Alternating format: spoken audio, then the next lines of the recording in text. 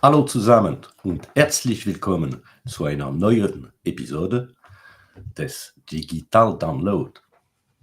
Oops. Sorry, guys. Good afternoon, good morning, and good day, wherever you may be joining us from. Welcome to a new edition of the Digital Download, the longest running weekly business talk show on LinkedIn Live. Now globally syndicated on TuneIn Radio through IBGR, the world's number one business talk, news, and strategy radio network. Today, we're exploring the world of remote work. We have a special guest, Shane Spraggs, to help us with the discussion. Shane is a strategic operations leader, productivity and remote work expert, and Forbes best-selling author. With over 25 years of experience transforming organizations through innovative operations and a relentless focus on productivity, Shane has a proven track record of creating high-performing teams and delivering results in complex, fast-paced environments, particularly in remote work landscapes. But before we bring Shane on, let's go around the set and introduce everyone. While we're doing that, why don't you in the audience reach out to a friend, ping them, and have them join us? We strive to make the digital download an interactive experience, so the audience participation is highly encouraged. Adam, would you kick us off, please? Hi, everybody. I'm Adam Gray. I'm co-founder of DLA Ignite. And I think that this is a really interesting topic. We saw such a huge shift in people's expectation of going into the office or working during COVID. And I think that since then, there's been a huge destabilization of the working environment. So hearing an expert talk about this rather than just people that have an opinion will be really enriching, I think. And we're definitely looking forward to this. Tim, do you want to introduce yourself? Yes, thank you, and welcome everybody. I'm looking forward to this as well. Just to introduce myself, I'm Tim Hughes. I'm the CEO and co-founder of DLA Ignite, and I'm famous for writing the book Social Selling Techniques to Influence Buyers and Changemakers. I've read Shane's book. It's a great book. Just gonna The Power of Remote, and I'm really interested in digging into this because I think that the playbook has changed. The work playbook has changed. It has, indeed, actually. And myself, Bertrand Godillot, I am the founder and managing partner of Odysseus & Co., a very proud DLA Ignite partner. As I said, this week on the Digital Download, we'll speak with Shane Spraggs. Shane's insight in developing scalable workflows, coaching leaders, and driving transformational change in remote and hybrid teams promise a show rich in actionable advice. Let's bring him on. Hi, Shane. Thank you for Shane, having welcome. me. Pleasure. Good morning and welcome.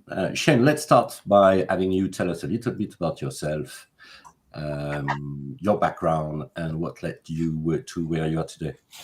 Sure. Yeah, I started my first business in 1998. Ran for about 12 years, and it was one of those types of businesses where, learned on off the seat of my pants and had to go through everything myself and a few partners. And I ran there for 12 years, and from there I got an interest in project management. Joined Disney for a number of years. And worked with them, helped run the operations of a studio here in Canada. And from that point, I went on to a number of startups, and spent the last few years working with a company that was purely remote, and where I got my remote work chops. Wrote the book on remote work best practices, and now I'm back to consulting all on my own. I'm working with a couple other partners to help bring my experience to other small businesses. And as I like to say, we help businesses that are successful but stuck, those who are stuck at the plateau and trying to get through it. So, yeah, I've always been very interested in how people work and how people are more productive. I think I mentioned to Tim that when I was really young, my mom told me that I would walk through a grocery store and line up all the cans on the aisle It was just something that in my DNA is just to make things more productive, more organized.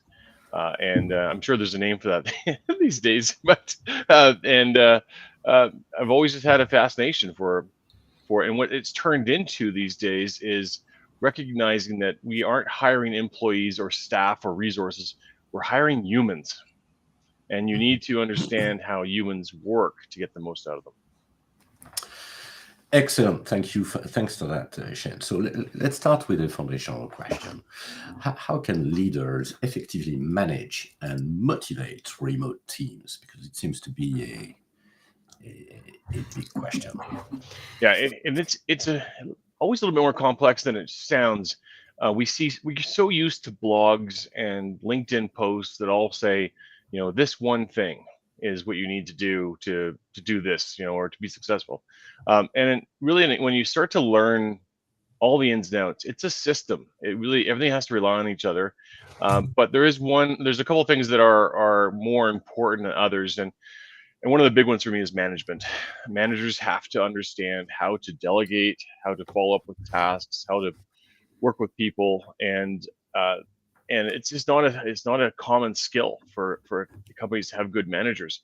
And a good manager will allow a individual to be productive and work independent of the where they are working, and then the company has to be able to encourage that manager to run that way.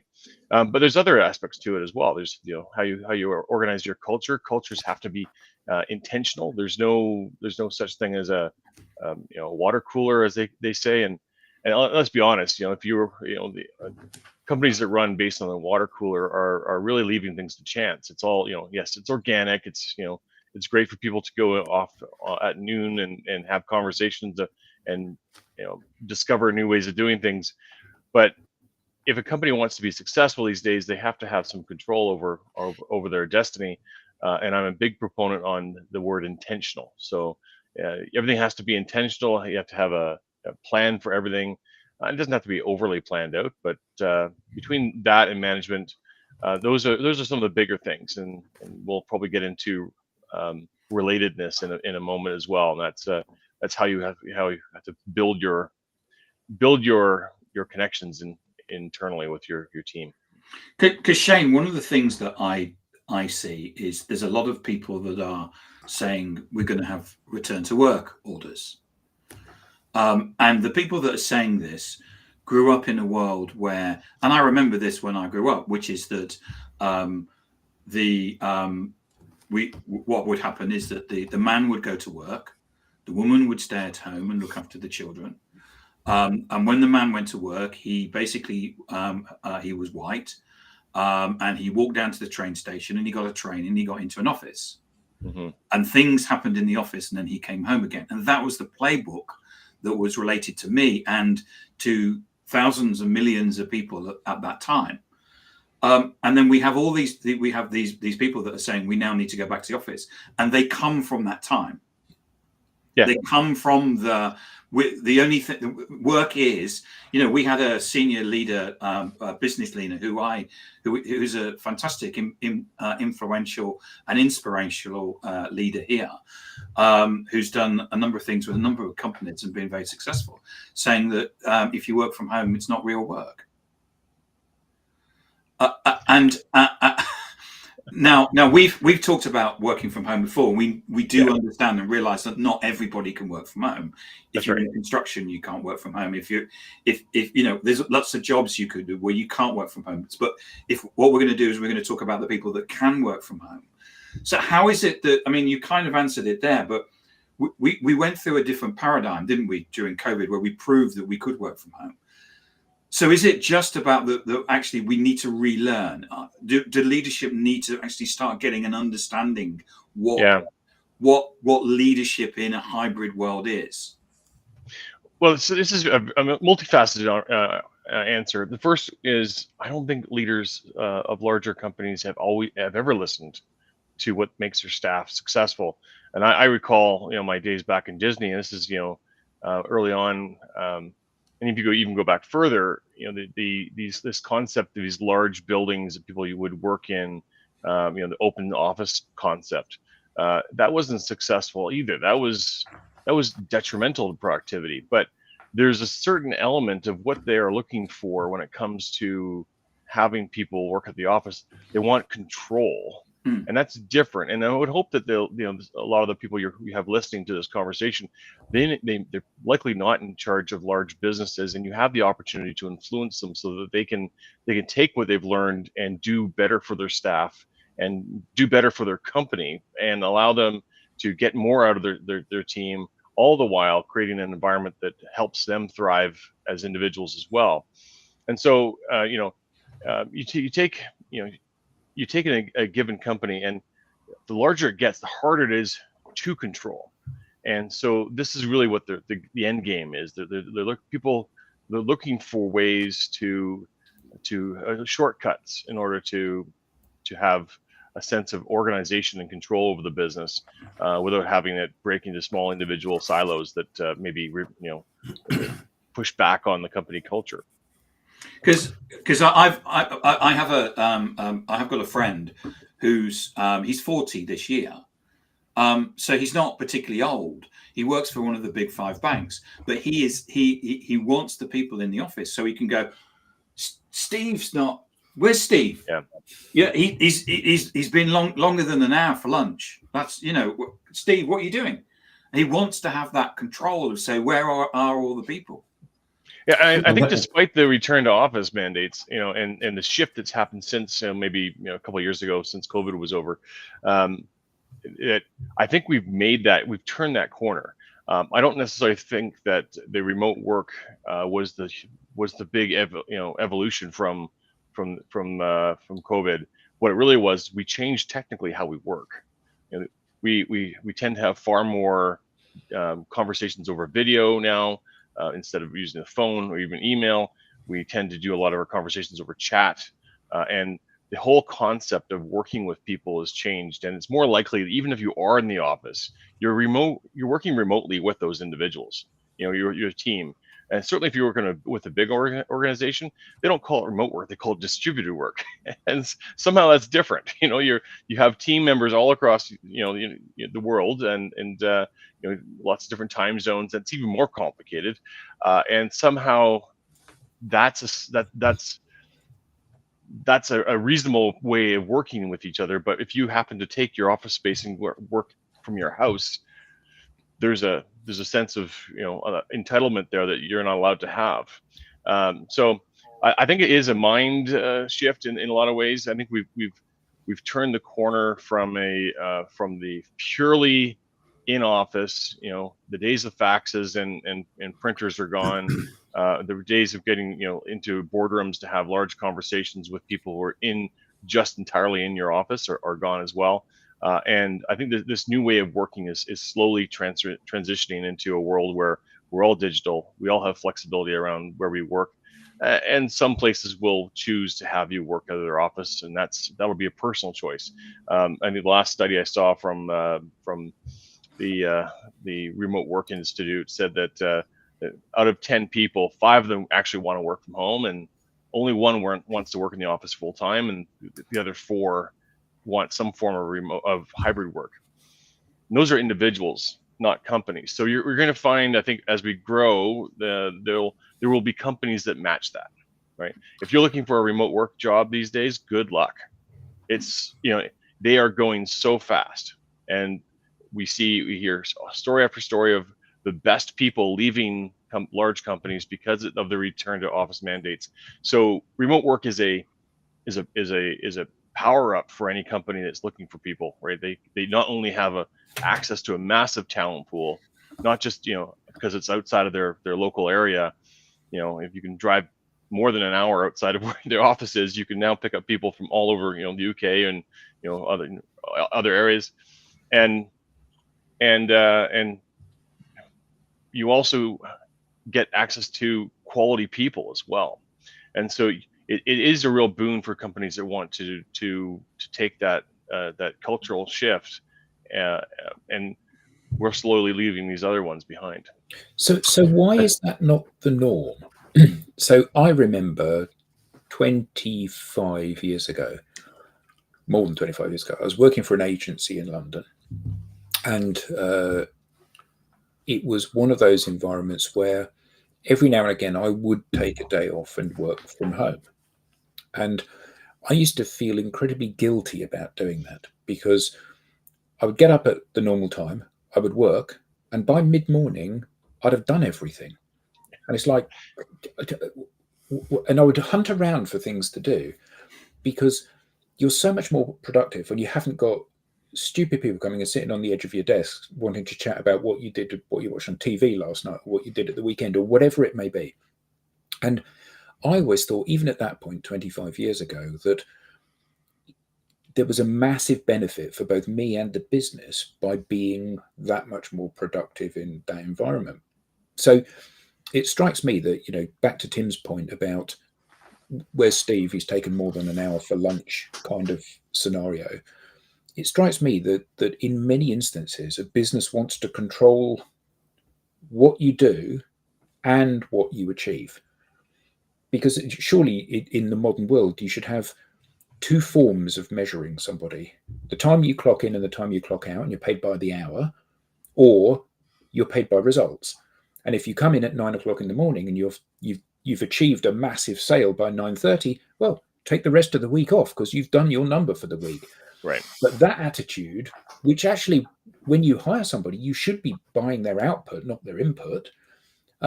That attitude seems to be almost non-existent normally, doesn't it, in the business world? Why is that? Well, you've hit the nail on the head right there. And the real issue is how does a company or an organization give you a list of things to accomplish and measure you on it, instead of just measuring your time? Measuring your time in the office is easy. Yeah. I can look at I can see you're at the desk. Measuring what you've accomplished requires there to be some good management who knows what needs to be done, can break it down for you and work with you to delegate it to you, and set some guidelines, and then follow up with you to make sure you're finished with it, and to capture the fact that that's been accomplished as a way of measuring your throughput. And that's really where it comes. It's you know, my firm opinion around why the return to office mandates are happening. Yes, there's lots of theories around, you know, office buildings are empty and it's going to cost money, and you know that people want to see, you know, people want organic conversations again. I believe it really comes down to management. Certainly these large businesses have some intelligent people working for them. They see the potential for the productivity increase, but the shift required to retrain all of their managers to not just know how this works, but to be good at it. You know, and management's been one of these things that has been underserved for years. We tend to take a really good employee. We know this whole story. Take a good employee, turn them into a bad manager, and we were doing that way before the pandemic, and it hasn't changed. In fact, it just got worse because we now have another layer that they have to learn. Now you have to be able to manage without being able to touch or see the people you're working with in the office. You can't gather them at a moment's notice because you didn't do a good enough job organizing the work that needed to be done. And so part of the issue that we're managing the wrong things. So one of the issues that we see when we talk to, we work a lot in sales departments, and one of the issues that we see in sales departments is that you are KPI'd, or part of your KPI program is around doing activities that are no longer relevant in the way that they once were. So this might be cold calling people, dialing people up on the chance that you can sell them something. So as an employee that's working in that environment, if I spend all of my time cold calling people, I'm not going to make my number. So Tim, my boss, is going to be saying, you haven't sold enough stuff this month. And I'll say, but I've done all of these calls. And he says, I don't care. You haven't sold enough stuff. Conversely, if I am selling enough stuff, he'll phone me up and say, how many calls have you made? I said, well, what does it matter? I've sold 200% of my number. Yeah, but I've told you need to make 100 calls a week. So actually, you're in this situation with, as they say, the cleft stick. You know, either end can beat you to death. And the challenge is that so often we have that kind of, we work with a guy that used to refer to it as his Victorian mill owner, you know, who would wear the old top hat. and would talk about all of these old things that had to happen, even though they're completely irrelevant today. We're stuck in that, aren't we? Well, I think we're stuck there for some organizations. I think, like I said, there's been a cultural shift in certainly entrepreneurs. So if we give it 20 years, and over that 20 years, you imagine people are starting new businesses, it makes zero sense for someone who is bootstrapping a company to say, I'm going to spend $5,000 to $6,000 a month or pounds to open an office. And it's just a simple decision that we made. Yeah, exactly. And so, and what's going to happen is you maybe, if you're successful, you're going to start, hiring people, and because you have no office, you're not going to be restricted to that hour, circumference around somewhere. And you're going to, even in UK, you could, there's tons of people you could hire that will be, it's impossible for them to drive to the office on a daily basis. So you'll start to grow your business even regionally in a way that's not suitable for an office. And my firm belief is that the next Google and Amazon are being created right now in someone's basement, and we'll see that shift. But I also think there's always going to be a component of businesses that are going to be in the office for people who want to work in the office. And so hopefully employees of the future, depending on where AI goes, will have some choice. And along with choosing the industry you want to work with and the type of role you want to have, you'll also have a sense of, hey, I'm an in-office person, or a remote work type person, or a hybrid.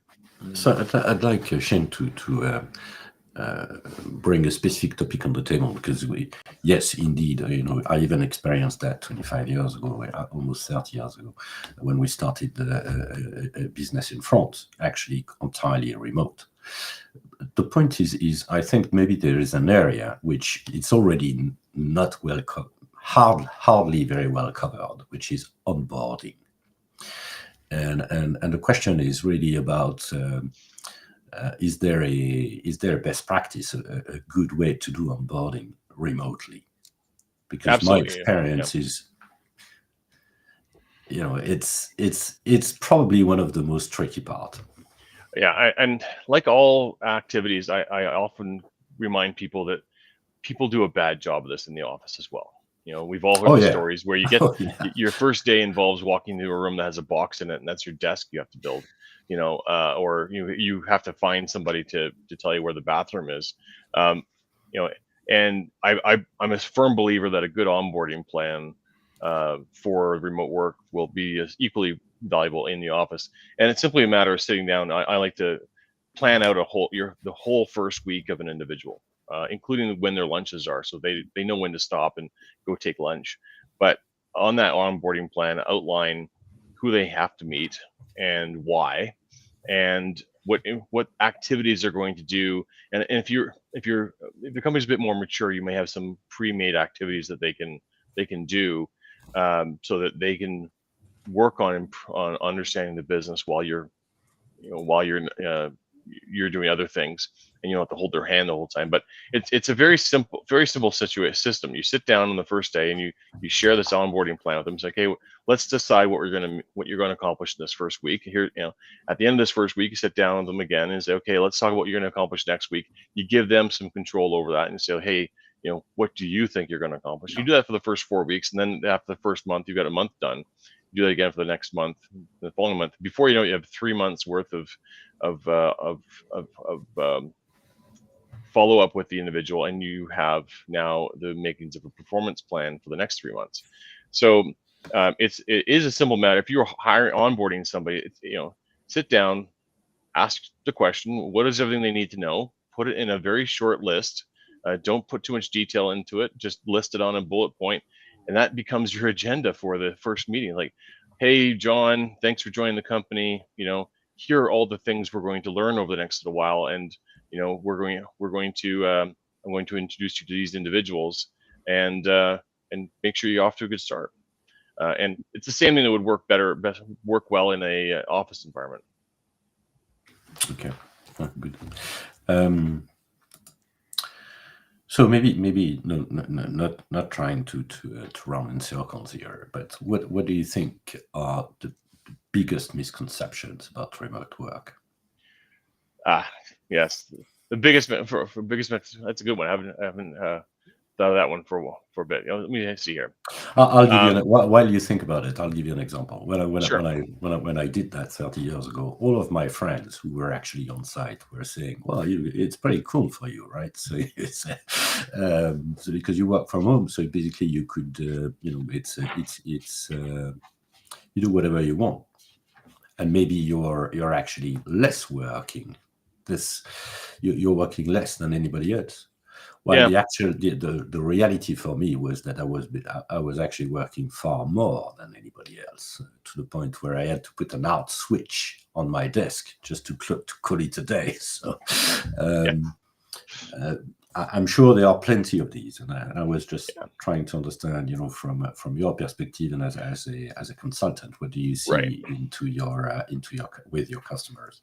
Well, taking it from the perspective of somebody who works in the office and believes that office work is important, I think the misconception is likely that people who work at home don't care, that they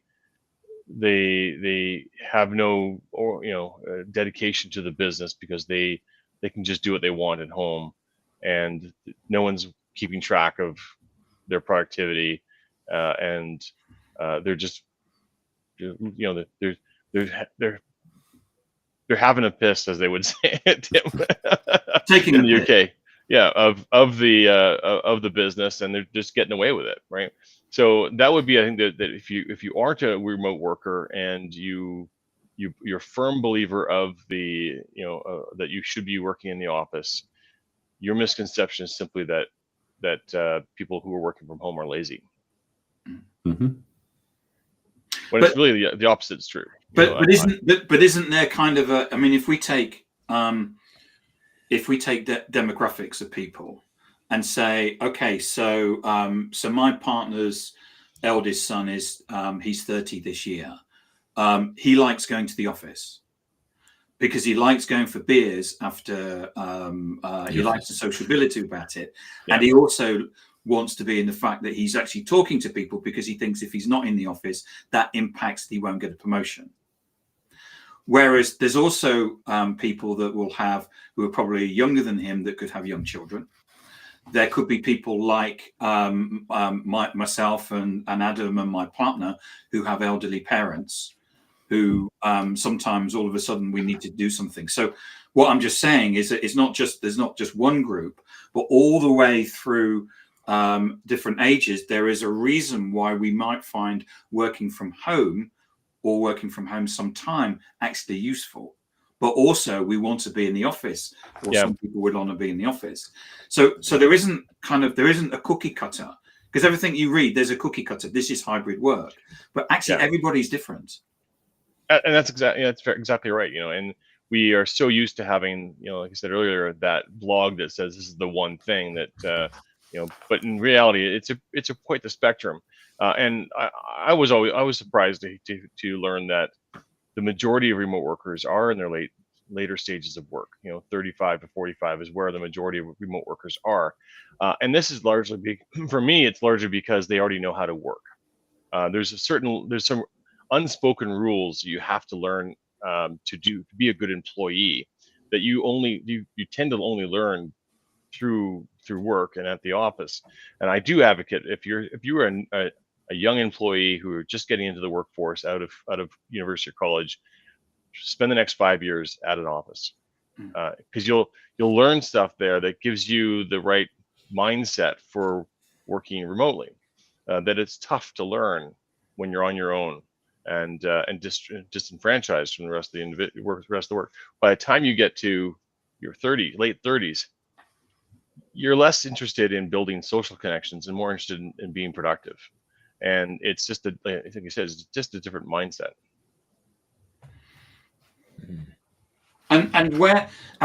So as we have a lot of leaders that listen to this. So if that's the case, and we're finding that all of our employees have all of these different attributes, what can leaders do to basically, because we want to employ people right across the spectrum, because we want to have people that can contribute who are maybe older than 30, but we also want to make sure that we have a succession plan of people that are coming are growing up and is going to take those people's places. Well, I still believe that people who are in late 30s have a lot of career left in them, and even Yeah. if you are only hiring people at 35 and older, they still have lots of time to have succession plans into your business. But I would suggest that rather than business owners should start with an understanding of what kind of business they want to run, and the type of people they want to hire. There's lots of diversity in the role, and then just if they're going to be hiring younger individuals who have less experience, put more effort around them. Have better training for your managers so that those managers know how to keep them informed and give them a bit more mentoring than normal. So remote work companies do benefit from having more official mentors, and as a business owner, you can establish those relationships within your company, and that can be very productive, very helpful for the people who are working there. So lean into mentoring. When you say mentoring, that's also about having things like buddies and so a good mentor will take an interest in your career, and right. So the main difference between a coach and a mentor, from my standpoint, the coach will help you through a task, right, and help you understand the work and get you from point A to point B from a task person. A buddy for onboarding buddies. We talked, Bertrand, about onboarding. Assigning somebody an onboarding buddy is also critical, and that buddy role is a connection to the social side of the business, which is entirely possible with remote work. There's nothing saying you can't have a social relationship with the people you're working with. It's just a little bit more professional. And then a good mentor will take an interest in you as an individual and help you through some difficult decisions, or help you see opportunities that maybe you haven't seen. And there, in a business, if you have a large enough organization, say 100 plus, getting having somebody who's not in your department mentor you is both good for you and good for them as well. It's very educational to be a mentor. You can learn a lot from it. So you said initially that this to be successful, basically you need a system. So you talked about management, and you basically said that there was a lack of investment in that area, and you talked about culture. So I'd like to bring the topic a little bit on culture. What are the things that you can do to actually cultivate that culture of remote work? Yeah, for me, there's three different keywords that work, and we've talked about one of them. One is intentional. Being intentional about all the things that need to be done at your business is very important. For me, culture is the combined habits of the organization, and being intentional about it means not just putting together standard operating procedures. It's making sure that people read them and follow them and build habits around them. The next is transparency. The more transparent you can be, the easier it is for people to find information, and easier for people to understand things like the purpose of the business, the values of the organization, and a remote business has to do better at communicating those values and that vision to their team. Unlike, I'm sure we've all experienced this, where you join a company in brick and mortar. They tell you what their mission statement is on the first day, and you never hear it again.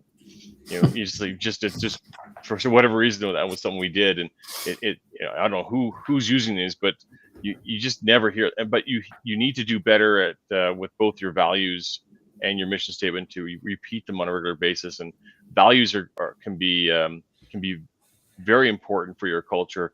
If a good value will help your team members make decisions. So your company, anyone working, your employees can make a decision when you're not there around the values the business has. And the last big one, and I've touched on it a little bit, is relatedness, and understanding how to build relatedness and how that fits in. And so I discovered a couple of years ago the workings of Edward Deci and Richard Ryan, and these are two individuals who in the 80s established the self-determination theory. And that talks about what motivates individuals. And prior to that time, motivation was looked at as extrinsic, and meaning that it was applied to you. It was a carrot and stick sort of situation. And they posited that motivation was largely intrinsic and was built up by three main pieces. Autonomy, how much control do you have over the work, and how much do you benefit from it.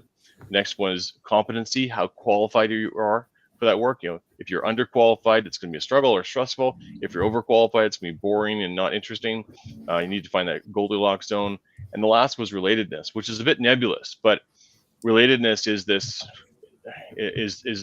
I like to look at it as one step before friendship and above small talk, right? So we're having some conversation today that's a little bit more than small talk, and because of that, we're gonna form a sense of relatedness. And relatedness is the foundation of trust. Between combination of doing what having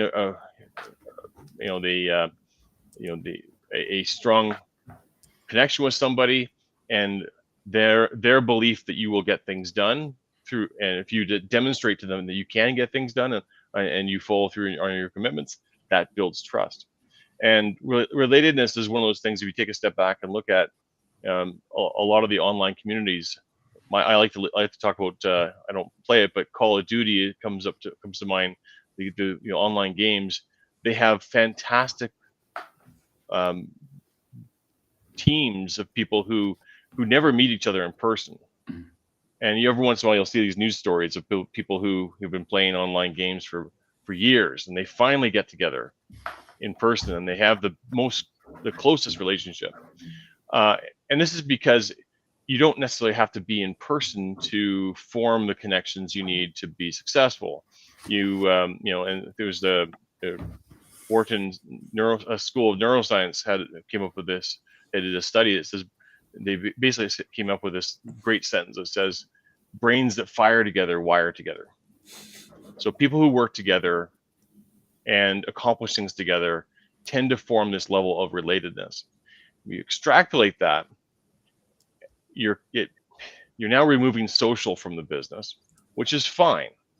Social is, in person builds relatedness, but it's not required for business. And in fact, when you remove it from your business, you have a lot less drama, a lot less conflict. And in my experience, remote work businesses just get stuff done. They don't get hung up on office politics or who microwaved fish in the microwave. That those sort of issues don't become a problem. And so then those remote workers can go and get their social fix outside of the office with the people they want to be with. So those are three things. Make sure you have intentionality with everything, all the processes and systems and habits you have formed in the business, and that includes right up to the top from the values you have and the purpose of the business. Be transparent with everything. Make as best as you can. I know there's always some things you don't want to share, but if you write it down to your compensation structure, if you know that, hey, you're a level 2 office manager and you're going to be in this bandwidth, that's healthy for people. It takes away a level of stress that worrying about what Bertrand's making versus Adam versus Tim. How come you guys are all making different amounts of money? I'm equal to you. I should be making that. It removes all that. And finally, the last one is relatedness, and understanding how relatedness works and managing it is a key component to remote work.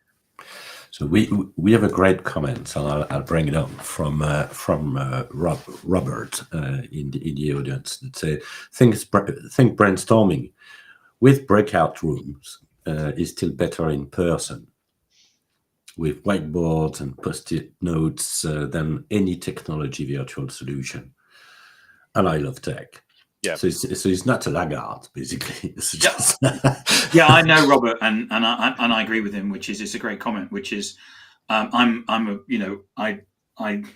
CEO of a remote business, but if I had the opportunity, I would get everybody. If you want to do some brainstorming, and we have done that, well, we got everybody together in either a hotel or a room. There's something fun about pushing people out the way so they can't put their sticky up on that. That's a joke, Yeah. And because that's part of the fun of it, as part of the brainstorm. Yeah, I'm the same mindset. It's absolutely valuable to get people together in person for a brainstorming activity, but you're just not doing that all the time. I've got a buddy who works for a large game company. They make online games, mobile games, and they're, I think, about 500 plus people. They are taking the entire company to Portugal for a Nice. week, right?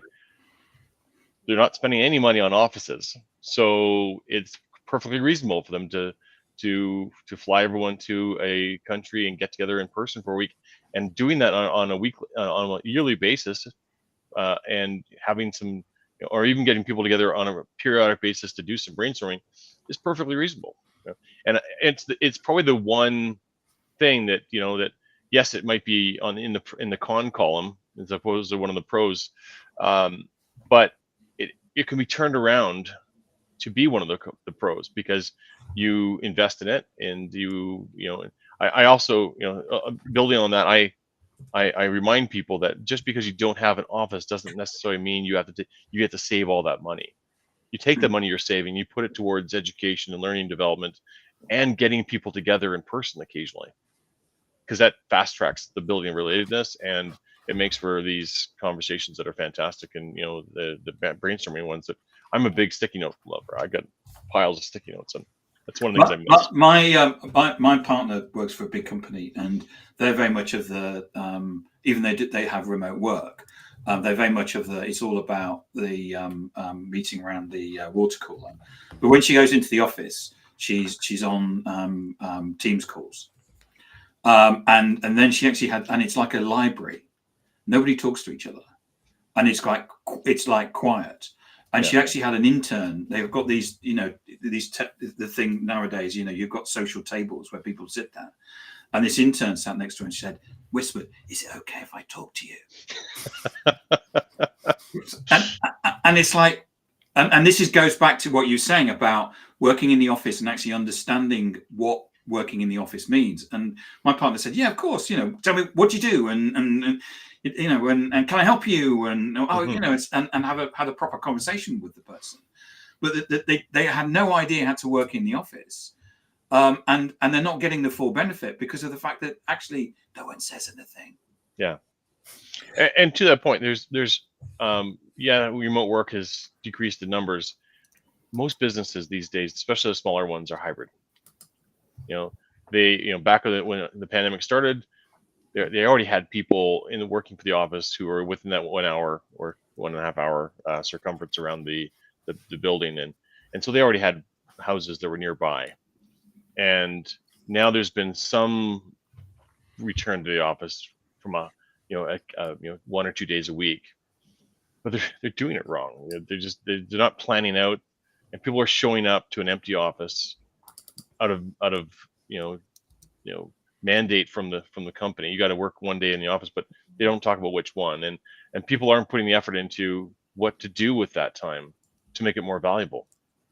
And it really all comes back down to that if you run a business, there's a certain amount of responsibility you have to understand how it works. Yeah, I also talking to someone last week, and they live just outside of London, so they have to get the train in, and in summary, what she said is that you can never get a car parking space on Tuesday and Wednesday at this train station, because everybody goes to the office on Tuesday and Wednesday. Nobody goes to the office Monday, Thursday, and Friday. Everybody. So there's this. So it's not exactly hybrid work. It's just that everybody goes on Tuesday and Wednesday. Mm-hmm. Yeah. There's the Wednesday problem, as they say. That if you do have a hybrid setup, you tend to get the people tend to go, because most people have now shrunk the offices, because the assumption, a mate of mine was it shrunk the offices down to, what was it, like 50% of what they needed. And now what happens is 100% of people go in on Tuesday and Wednesday, and they've got 50% of the desks. Yeah, it does take some time to really understand how your office runs, and how it's going to work for your people, and be intentional around it. Again, that's the intentional thing. And we've for so many years got away with letting it happen on its own and being lucky in some cases.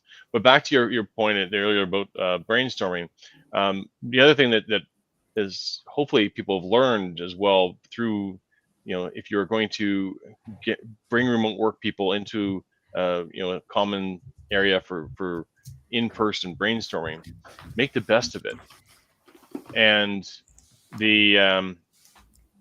and do some pre-work. And this is one of the things we talk about. Vertira ran a really interesting study a couple of years in a row. They ran a study in 2021 and then again in 2023 on it was originally supposed to be on Zoom burnout, and it ended up being on meeting burnout. And the fact that one of the challenges with remote work, if you don't know how to do it well, people tend to replace the social interactions with meetings, and they don't. You end up with your day full of meetings, and you end up sitting there from 8 o'clock in the morning to 2 or 3 in the afternoon without a break. Yeah. And this is one of the downsides of remote work if it's not managed well. And the difference between a remote meeting versus in-person meeting is in person you stand up and leave and go to a different room, and that little micro break you get is very important for your mind and for your body. From a mental standpoint, it helps you remember things, and you just don't get that remotely. So the one of the things we advocate is doing upfront work for meetings. And so if you're going to run a meeting, ask the question, what are we trying to accomplish here, and what work can be done upfront to make it a little more productive? And it can really supercharge your meetings if you put it and think about it in that respect. Yeah, I when I was in corporate, I used to do quite a lot of work with, funnily enough, social media, internal social media. And one of the things that we started doing was actually running work, upfront work on social media. We create in the equivalent of Slack, a Slack team for people and actually have the discussion. And what we found is that we could reduce meeting time by 50%. Yeah. Because, and in fact, sometimes we actually didn't need to have a meeting because it was all basically agreed. Well, actually, the answer is this. Well, let's just go and do it. Yeah, and another recent innovation, and maybe not so recent for some people, but with the advent of TikTok and Instagram, with people being more comfortable talking to themselves, talking to the camera, we're seeing more and more people using asynchronous communication. You record a minute or 5-minute video and you send that off instead of typing in a text message. And not only does it save you a ton of time because you can speak more fluidly and less perfectly than you would type.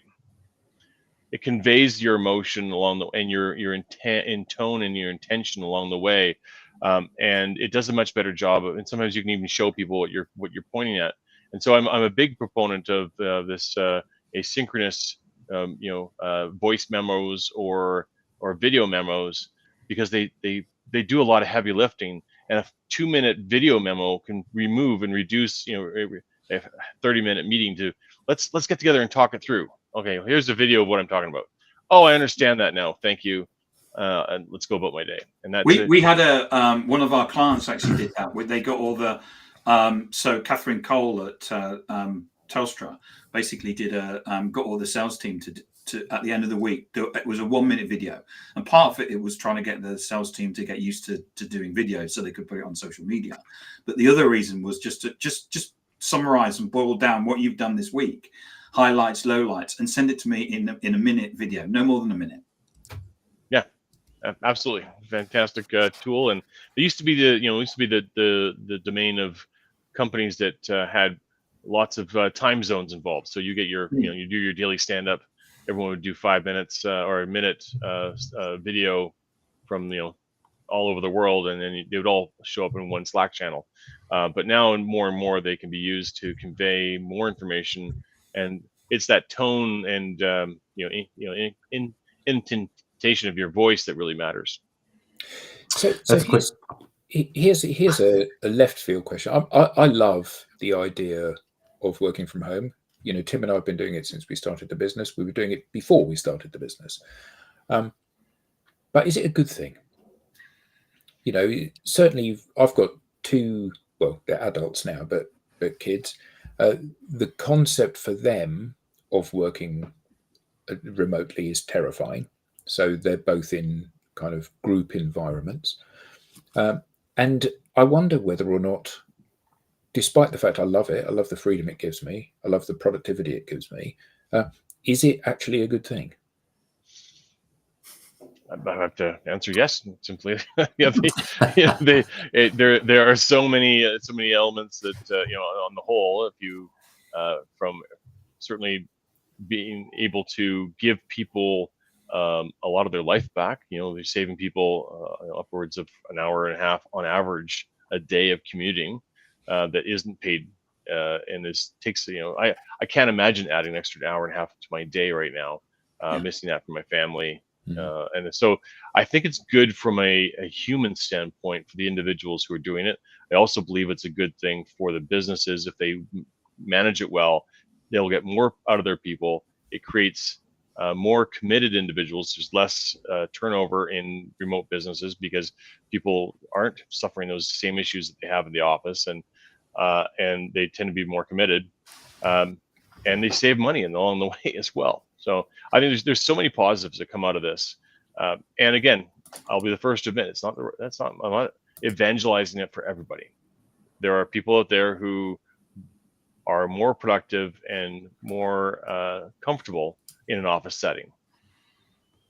So Adam and I sometimes, we decided very early on not to have an office because of the cost, and it costs Adam £100 a day to basically come into London. Wow. Yeah. And so Adam's a member of the Royal Society of Arts. And we meet there if we need to meet anywhere. So it's about having this third place, which is something we don't often talk about in hybrid, and having that rather than having an office, there's a place where we can go to, where we know we can sit down, we can get a coffee, and we know that there's a table and there's sockets and stuff like that. And that third place, I think, is not often talked about enough, isn't it? Absolutely. And and this is the thing. It's for you, it works because of your setup, right? And so a lot of remote businesses. My remote business right now is with a couple of individuals who live in town with me. We're all about 10 minutes drive from each other. We get the benefit of not having an office. We don't pay for an office, and we can go together and spend time when necessary. In fact, we have an event planned next Tuesday. We've called Casual Tuesday networking events. We've specifically set up because we want to get people together in person again. And we go to a local pub. We've invited, and it's been very successful. We have over 100 people signed up for this week, and that's because we don't necessarily always get the connections we need from the people we are working with. We can get them from outside the office. So Charles JD Tusi makes a really good comment, which he says, conversely, I think working in the office is terrifying for some young people, but there is such an opportunity for learning by osmosis in the office environment that I would not recommend pure remote working for everyone. Great comment. Thank you, Charles. And we agree with that. Yeah. Shane, thank you so much. This has been great. Where can people learn more? Where can we find you?